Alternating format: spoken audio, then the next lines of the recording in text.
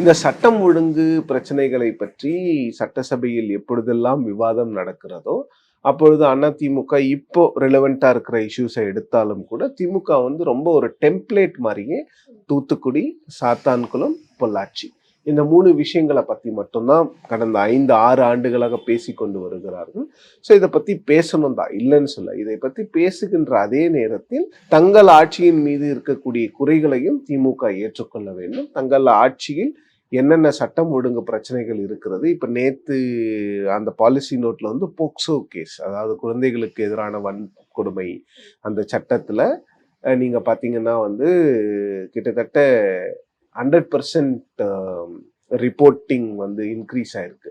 So அதெல்லாம் ஒரு புறம் அது வந்து அவேர்னஸாக இருந்தாலும் கூட, ஒரு புறம் நிறைய பேர் வந்து கம்ப்ளைண்ட் பண்ணுறதுக்கு இப்போ தைரியம் இருக்குங்கிற விஷயத்தை நீங்கள் ஏற்றுக்கொண்டாலும் கூட, அது ஏன் நடக்குது? அந்த குற்றங்களை களைய வேண்டிய, அந்த குற்றங்களை குறைக்க வேண்டிய கட்டாயமும் ஒரு அவசியமும் இந்த அரசுக்கு இருக்கிறது. ஸோ லா அண்ட் ஆர்டர்ல இன்னும் கொஞ்சம் திமுக வந்து கான்சென்ட்ரேட் பண்ணணுங்கிறதுல வந்து யாருக்குமே எந்த மாற்று கருத்தும் கிடையாது.